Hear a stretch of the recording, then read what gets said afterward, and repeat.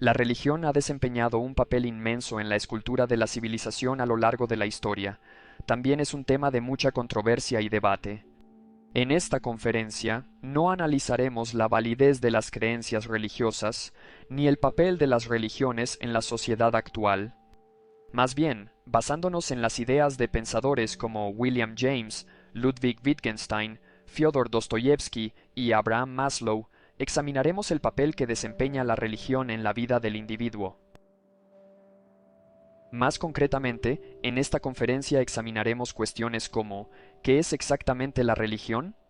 ¿A qué se debe su papel central en todas las civilizaciones a lo largo de la historia? ¿Qué lugar ocupa en la vida del individuo? ¿Cuál es la relación entre ciencia y religión? Además de examinar la interesante cuestión de si un ateo puede adherirse a una religión.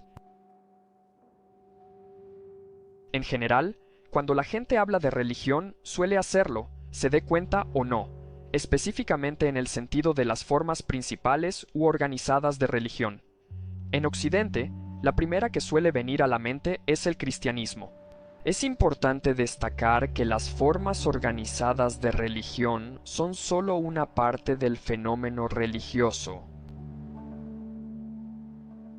Esto ocurre porque la gente a menudo juzga la religión en general según sus opiniones sobre las principales religiones. Si estas opiniones son negativas, a veces descartan la religión como algo de poco o ningún valor. Así que hay que recordar que a lo largo de la historia y hasta nuestros días ha habido miles de religiones practicadas por pequeños grupos de personas e incluso religiones personales con poca o ninguna organización formal.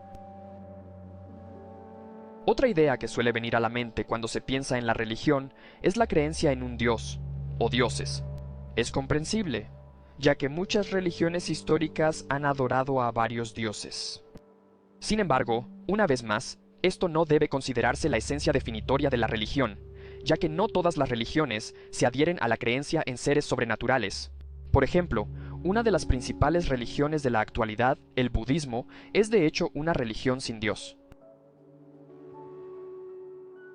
Pero, ¿existe una esencia o definición de religión que sea aplicable a todas las diversas formas de religión, pasadas y presentes? A lo largo del tiempo, la religión se ha definido de muchas maneras. Aunque es poco probable que una definición abarque todo sobre la naturaleza de la religión, algunos aspectos de la religión son esenciales.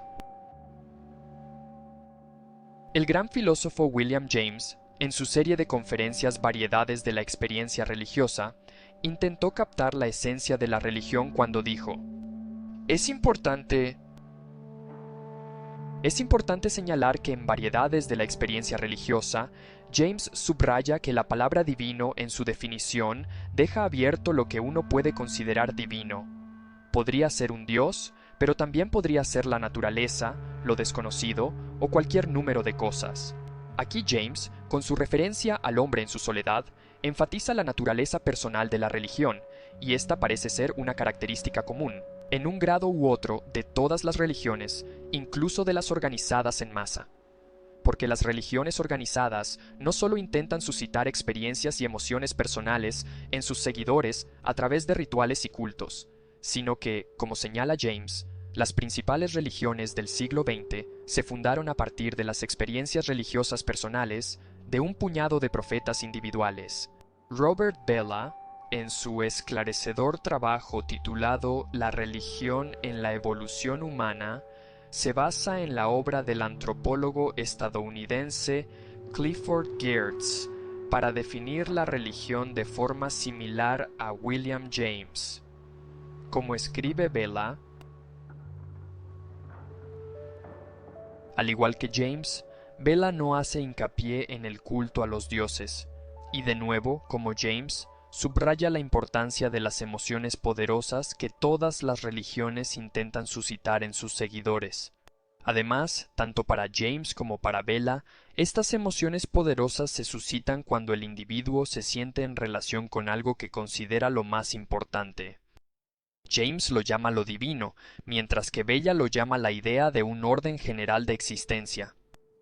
Esta relación desempeña un papel crucial en la religión. A través de esta relación se obtienen respuestas a ciertas preguntas existenciales que han atormentado la mente de los seres humanos desde los albores de la civilización. En resumen, la religión busca responder preguntas sobre la existencia humana en el universo. Pero esto plantea la cuestión de por qué los seres humanos nos hemos preocupado durante tanto tiempo por estas cuestiones, y por qué necesitamos que la religión nos proporcione las respuestas. Una sugerencia común es que buscamos respuestas a estas preguntas en la religión debido a la insuficiencia del mundo de la vida cotidiana. El mundo de la vida cotidiana puede considerarse como aquel en el que la mayoría de nosotros pasamos la mayor parte de nuestra vida despiertos. Es en este mundo donde trabajamos, atendemos a nuestros intereses prácticos y utilizamos medios para esforzarnos por alcanzar los fines deseados. Sin embargo, cuando esta teoría se oculta tras el velo de nuestra vida cotidiana, nos acecha una ansiedad fundamental, generalmente inconsciente, de la que nuestra vida diaria no nos proporciona alivio. Esta ansiedad profundamente arraigada no es otra que el miedo a deceso. El hecho de que en un abrir y cerrar de ojos nuestra existencia, o la de nuestros seres queridos, pueda quedar completamente aniquilada, no es un pensamiento cómodo para nadie. Pero si permitiéramos que ese miedo nos consumiera todo el tiempo, apenas podríamos funcionar. Para comportarnos de manera socialmente aceptada, evitamos las cuestiones existenciales. Pero no podemos escapar de esta ansiedad para siempre. Inevitablemente, esos temores existenciales aparecen en un momento u otro, ya sea tras la muerte de un amigo cercano o simplemente por un periodo de aburrimiento que hace que nuestra mente divague. Y cuando estos temores se ven estimulados, los seres humanos nos vemos impulsados a buscar una vía de escape o un lugar de consuelo. A lo largo de la historia, la evasión se ha encontrado en la realidad religiosa. Las religiones calman el miedo a la muerte, que inevitablemente aparecen. Por ejemplo, una religión suele dar respuestas sobre nuestro lugar en el universo, el propósito de nuestras vidas, lo que ocurre después de la muerte y cómo debemos vivir esta vida ante tanta incertidumbre. En resumen, las religiones buscan brindar certeza en contraposición a la incertidumbre, duda y miedo de la vida cotidiana a través de rituales, culto y códigos morales. Hasta hace pocos siglos, el papel de la religión en la vida humana era prácticamente indiscutible. Sin embargo, como es bien sabido, eso cambió tras el siglo de las luces. Desde la revolución científica, la creencia en el dogma religioso no ha cambiado, como nunca antes. Algunos llegan a decir que la ciencia parece estar destruyendo lenta pero inexorablemente los cimientos sobre los que se construyó la religión al revelar los defectos de los dogmas religiosos.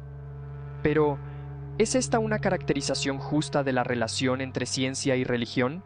Como señaló astutamente el psicólogo estadounidense Abraham Maslow en su obra Religion, Values and Peak Experiences, en referencia a la relación entre ciencia y religión, aunque el científico debe estar en desacuerdo con la mayoría de las respuestas a las preguntas religiosas que ha dado la religión organizada, cada vez está más claro que las propias preguntas religiosas y las búsquedas religiosas, los anhelos religiosos, las propias necesidades religiosas son perfectamente respetables desde el punto de vista científico, que tienen sus raíces en la naturaleza humana. Las respuestas imperfectas son útiles. Aceptables las propias preguntas eran y son perfectamente aceptables, perfectamente legítimas. Sin embargo, sigue siendo incierto si la ciencia puede responder a las preguntas religiosas o a las preguntas existenciales. La ciencia busca la certeza en temas naturales, al igual que la religión.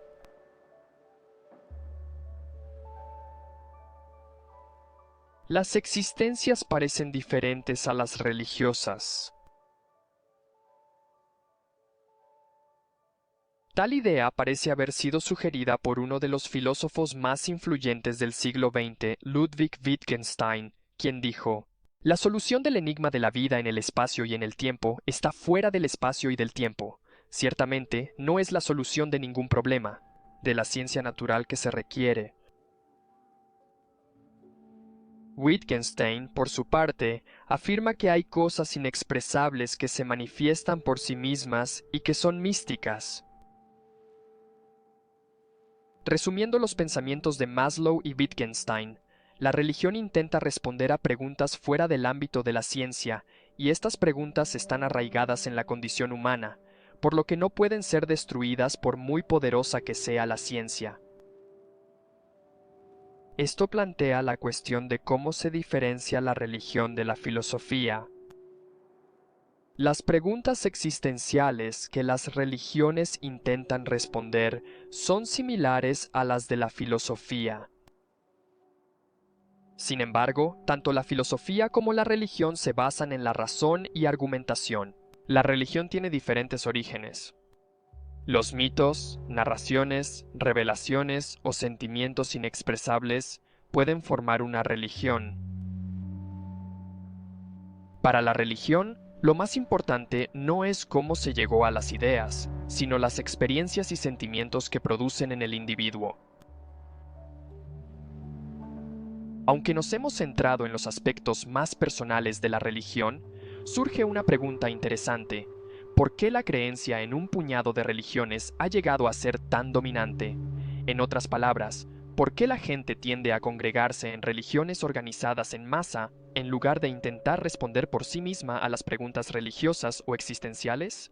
A pesar de la complejidad de esta cuestión, una cita de Dostoyevsky puede explicarla. Escribió: mientras el hombre siga siendo libre, nada buscará tan incesante y penosamente como encontrar a alguien a quien adorar. Pero el hombre busca adorar lo que está establecido más allá de toda disputa, de modo que todos los hombres se pongan de acuerdo a la vez para adorarlo.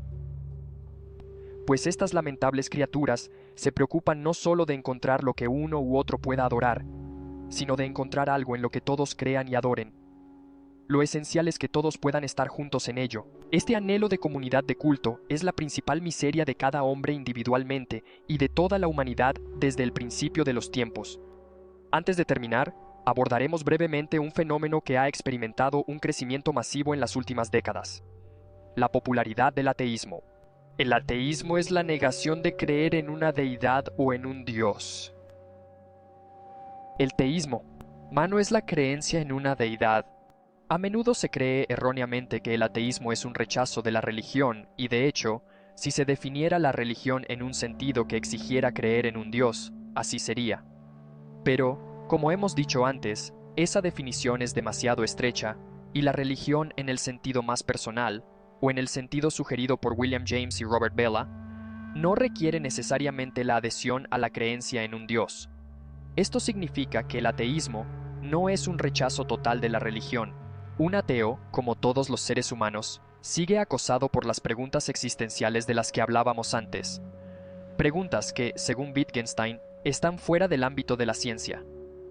Lo que caracteriza a un ateo es que busca el consuelo asociado a la certeza existencial de un modo que no requiere creer en un dios. Tanto si uno se adhiere a una religión organizada como si le resulta difícil creer en esos dogmas y, por tanto, busca respuestas a las preguntas existenciales de un modo más personal, el objetivo para el individuo es el mismo: encontrar consuelo en una vida llena de tanta incertidumbre. Concluiremos esta conferencia con otra cita de William James, que resume muy bien cómo encontrar certeza ante tanta duda, aunque esa certeza sea efímera, puede mejorar la propia vida. El sentimiento religioso es, pues, un añadido absoluto a la gama de vida del sujeto. Le da una nueva esfera de poder. Cuando la batalla exterior está perdida y el mundo exterior lo repudia, redime y vivifica un mundo interior que, de otro modo, sería un residuo vacío.